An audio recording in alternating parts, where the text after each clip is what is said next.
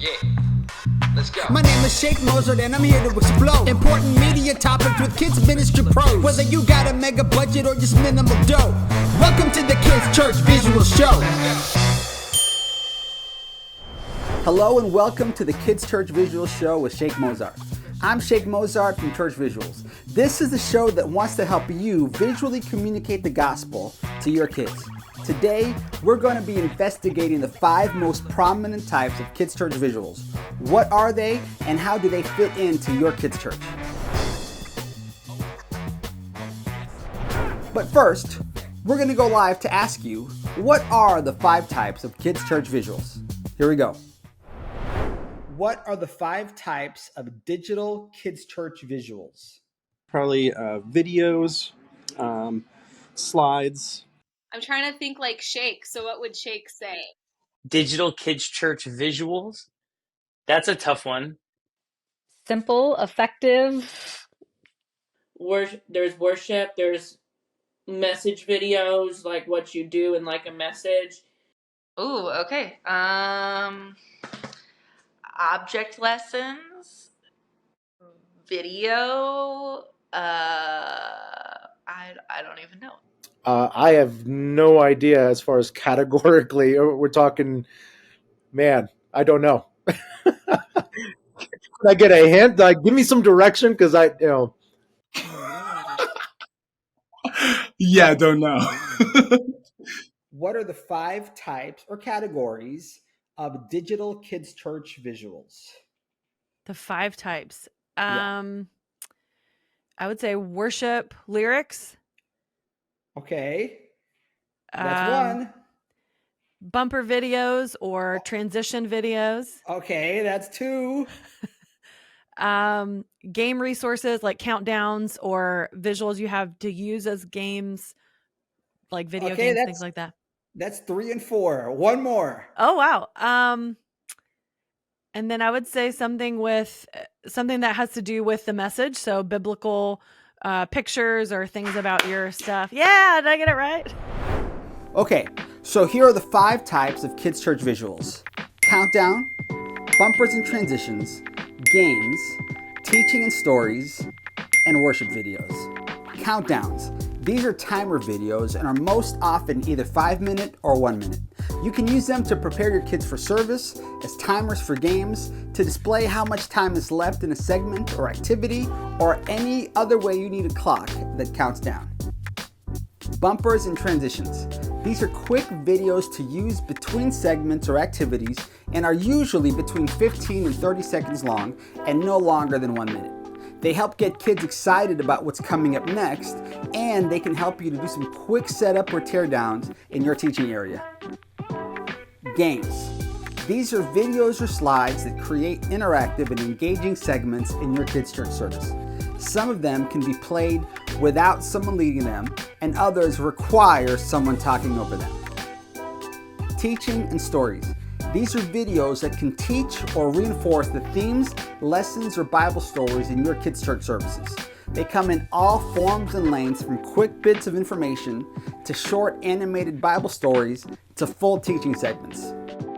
Worship videos. These are the song lyric videos that can be played during worship segments.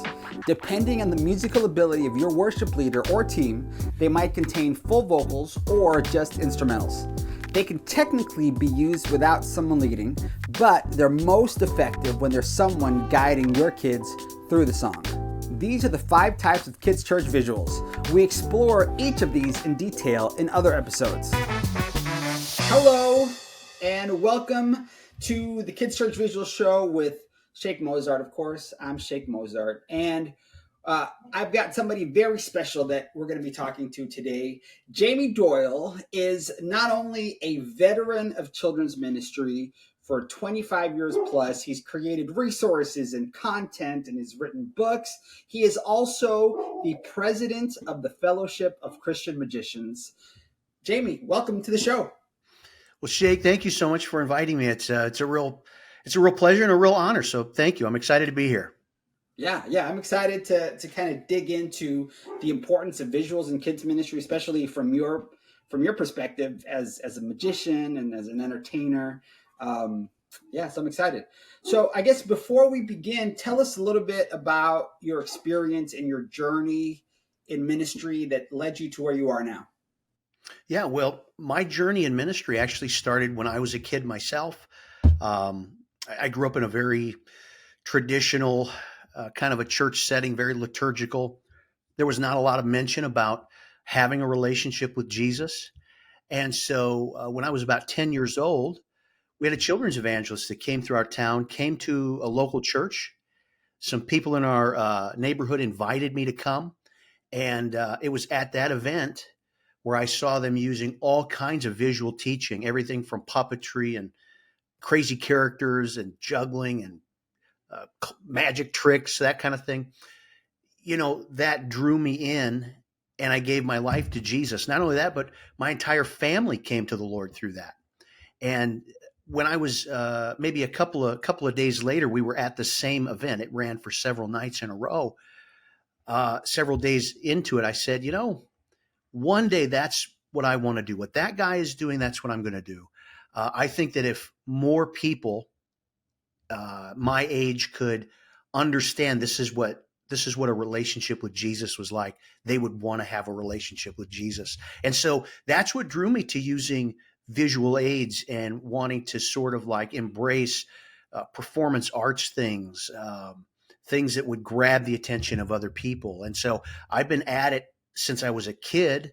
The kids pastor that came into that church where our family started attending kind of pulled me under his wing and started teaching me all things children's ministries, how to get involved, how to teach in front of kids. And so from the time I was a kid until here we are today, I've been doing that kind of stuff.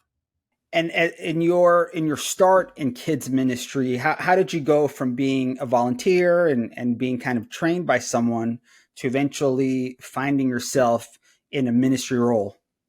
Well, I was just from day one of attending that church, of course, I was involved, constantly involved, Mm-hmm. whether it was with kids ministries or worship ministry, or then later on in youth ministry, helping out there in some way.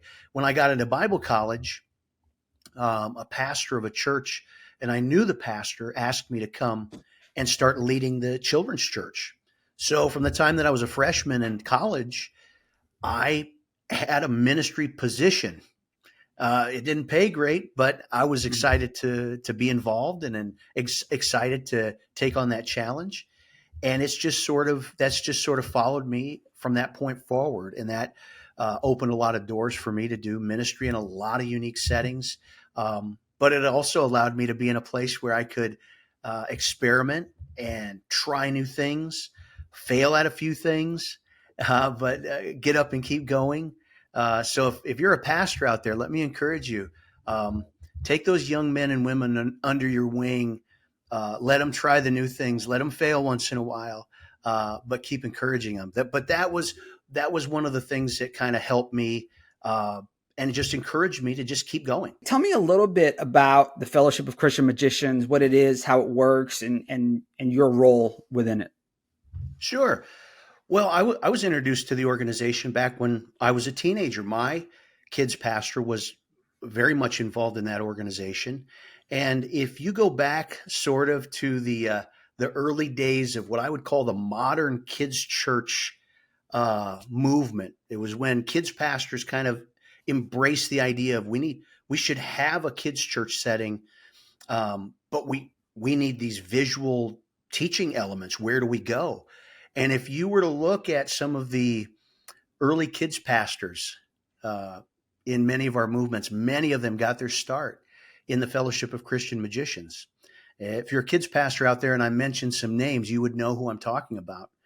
And it's an organization that just turned 70 years old. And the whole point of the organization, of course, there's the Fellowship of Christian Magicians. There's stuff that has to do with magic, but it's an organization that promotes and trains people to use all kinds of visual aids to present biblical messages to the people around them, to the setting, wherever they might be. So we have people, everything from professional magicians, people that are out there performing. There are people who are part of our organization that have appeared on the Penn and Teller Fool Us show, all the way to kids pastors, children's evangelists, youth evangelists, the Sunday school teachers, and the kids club leaders. We've got all different walks of life, different backgrounds, people from all over the world, but they're learning everything from how to use magic tricks or illusions, if that's what you want to call it, puppetry, ventriloquism, balloon twisting, characters, storytelling, my goodness, face painting, really any visual entertainment arts thing that you could attach or point people to a gospel message or biblical truth. We're helping people to learn that kind of thing. And what's your role within the organization? So I like I said, since I was a teenager, I've been involved with the organization, at least as a member, or at least being aware of what's happening within the organization. In recent years, I started to take a role on the national board, or what we would really, it's the international board. I became a vice president on the board, and then was moved to president. So presently, I'm president of that organization, and right now on our board, we have myself, the two presidents, our first and second vice presidents, are all kids ministry people. So, wow. We're really trying what we can to tailor what we do to help children's leaders. We're going to be talking about kind of some digital visuals, but before we get there, I want to open up this world. And the main question really is, and I think I think I know what your answer is, but the question is, do I need visuals in kids' church? It's a great question. And one of my friends, and I count as a mentor, is a guy called Ed Corbin, makes the statement, never get in front of a group of children empty-handed. Always have something ready to show them. Now, he's speaking in a gross generality, in that you don't have to walk in with an armload of things, but whether you have something in your hand or you're ready to point at something immediately to take their attention from here to here and back again, always have something visual that you can point kids to. I've even in a pinch, if I had to, pointed out something in the room just to divert attention and get everybody to look in a specific spot. But I think that there's value, and so the long answer, I'll shorten it. Yes, you should have visuals in children's ministries.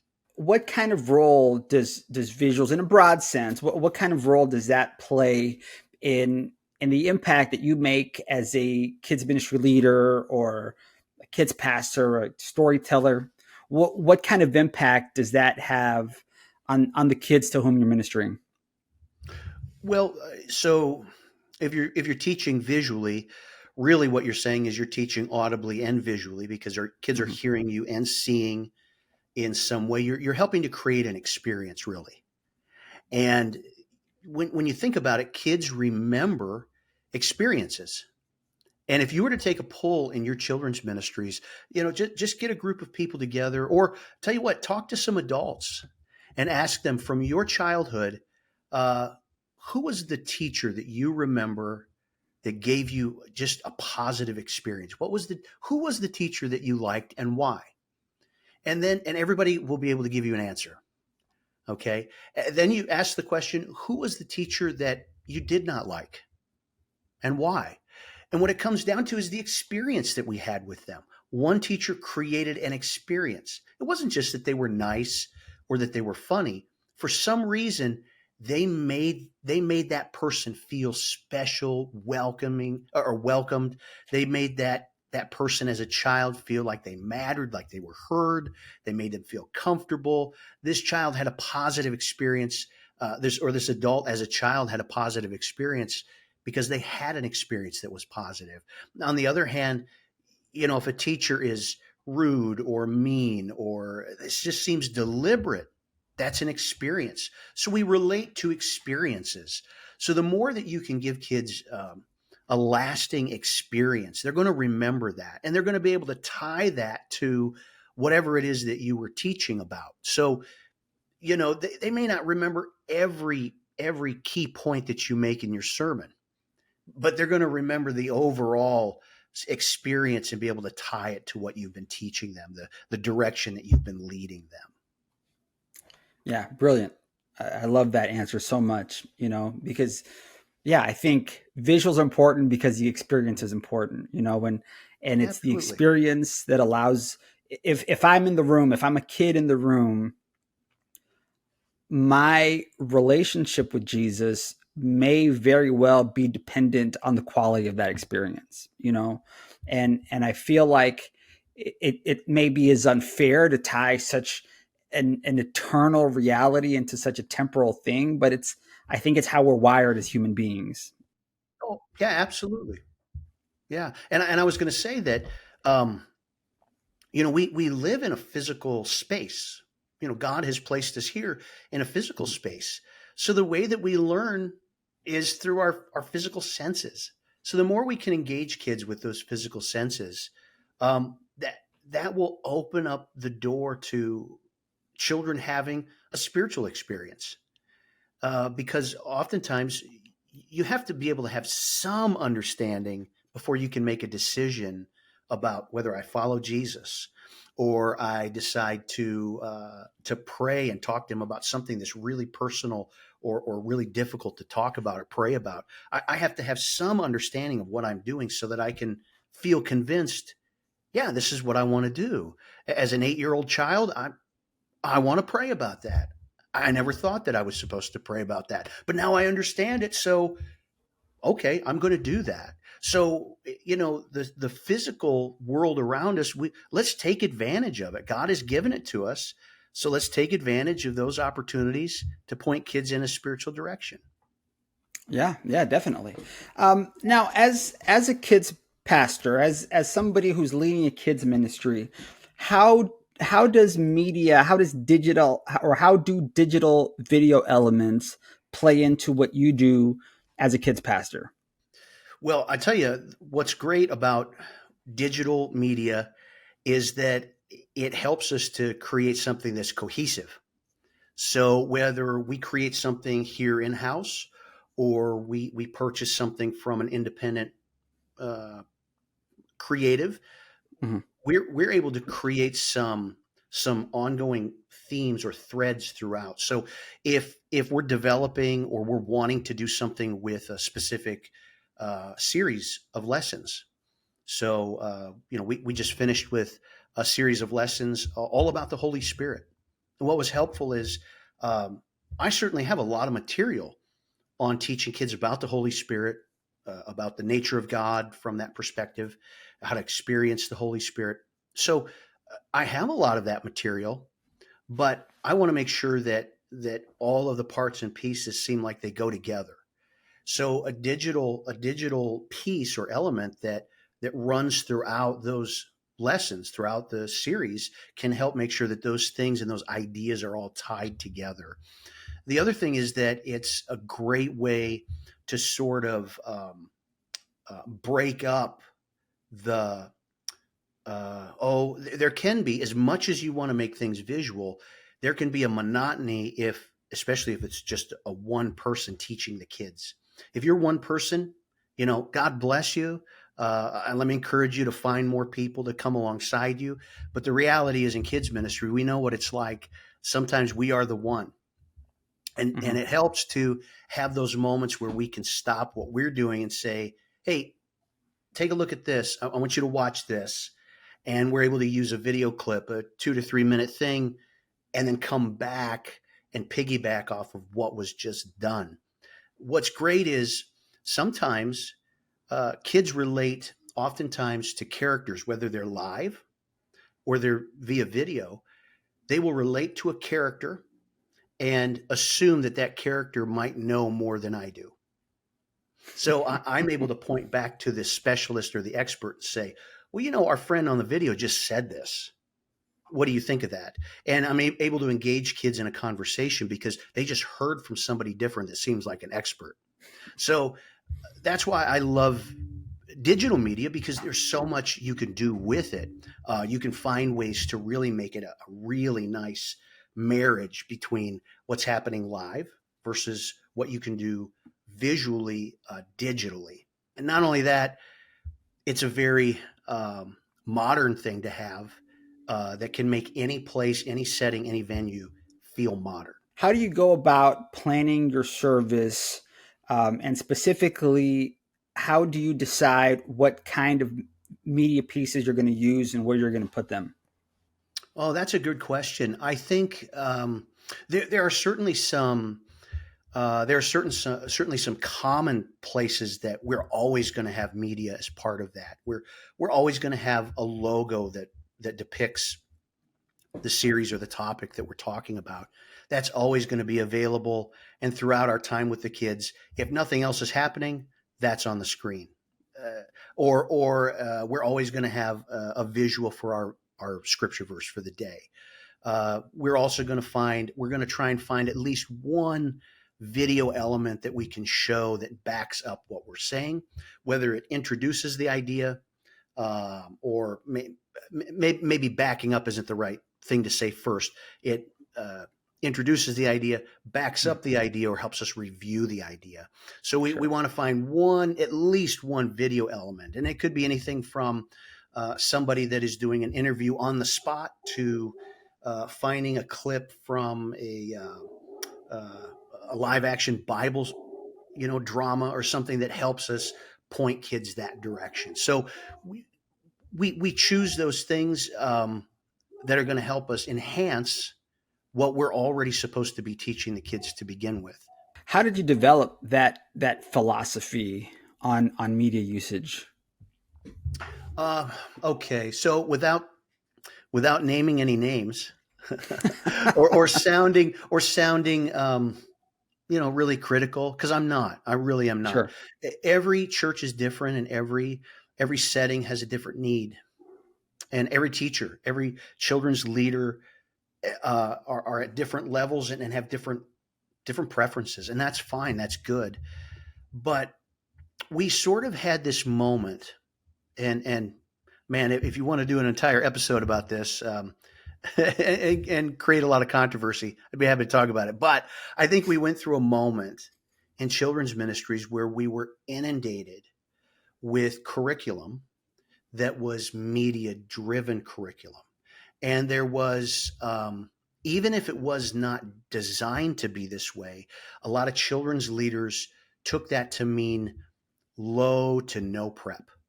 I can show up, put on a video, ask a few clarifying questions, play the game, and then go home.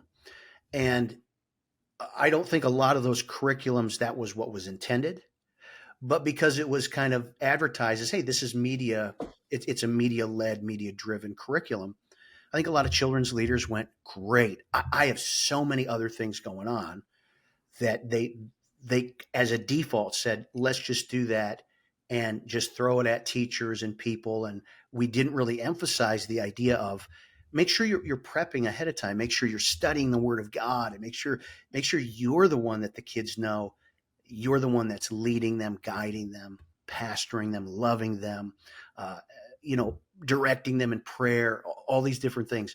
And so I guess the best way to answer the question is I think I arrived at the philosophy because I realized that if a child is facing a crisis at the time, back a couple of years ago, I can't send the DVD out to help that situation.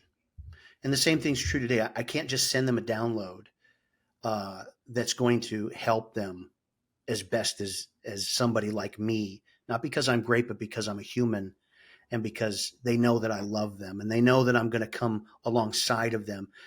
Even if I can't help them with anything else, they know I'm there, I'm praying with them, I'm encouraging them.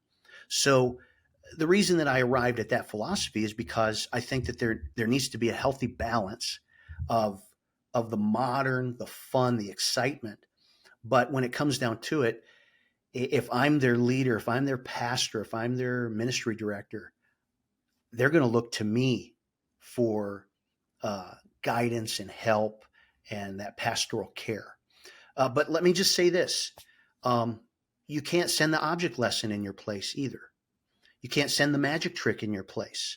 You can't send the puppet in your place. There's no resource that you can ever send in your place, but you can send you. God put you in the place that you're in. So find that healthy balance. Yeah, that'll preach. You've kind of gone over some of this already, but just as we kind of prepare to wind it down, give me some do's and don'ts for integrating media, integrating visuals into a kid's church service. Sure. So I think the first thing is to find out what works for you. And you're not going to find that out until you do some trial and error. And it's okay. I think we get so caught up in the idea that if I mess this up, these kids aren't going to make it to heaven. And that's not, that's not the case. You've got to find out what works best for you. So, I would say if you've never worked with media before, start with something and use it as a way, like I said, to enhance what you're already teaching or what you're already leading the kids toward. If you're in a setting where you've used lots of media, and maybe evaluate where you're at and say to yourself, if the computer went down on Sunday in the middle of what I'm doing or right before could I keep going? Could I just keep going? Am I skilled enough? Could I pull out of here and out of here what the kids need? Have I prepared enough that I can speak from the heart? I can use some visual aids that I can hold in my hand or whatever the case may be. And if the answer is, I don't think I could do it, then start to reformat your service a little bit more where you're not so reliant on a piece of media. Instead, find a way where you can balance what you're doing with the media, whether it's images on the screen to video clips to logos and all the different things that are necessary. Try to find a way to function where you're not relying on those things, but those things are going to help really enhance what's already in your heart. So, Jamie, if people want to reach out to you, if they want to ask questions either about what we've talked about today or about FCM, how can people get a hold of you? Okay, well, a couple of ways that you can find me. If you're on Facebook, that's mostly the social media that I live in. Just do a search for me. You'll find me. And if you're in children's ministries in some way, I will probably just friend you. If you send me a friend request, I'll take it because I like kids ministry people. You can head over to my blog, which is jamiedoyle.com. There's not a lot of new content, but you're going to be able to see a lot of my heart in a lot of past articles. You can certainly go to fcm.org, which is the organization. You'll find my contact information there. You'll find out more about the organization there as well. Thank you for joining us on the Kids Church Visual Show with Sheik Mozart. I'm Sheik Mozart, and I want you to know your Kids Church visuals matter. If you look at two different mixed up Rubik's Cubes, it might be hard to tell them apart. But did you know that there are over 43 quintillion different Rubik's Cube combinations? That's 43 with 18 zeros. Each one a different layout of colors with a unique path to restoration. The kids that step into your kids' church might all look pretty similar, but each one is made up of countless different stories and experiences, and each one with a unique way of learning and connecting to God. Our goal here at Church Visuals is to give you, the ministry leader, the visual tools that you need to help you connect with each and every child and to help them find their way to their Creator. This has been a podcast presentation of Church Visuals. Executive produced by Carl Barnhill. Hosted and edited by Sheik Mozart. Title and show graphics by Jason Merrick. For more training to help you visually communicate the gospel in your children's ministry, visit churchvisuals.com.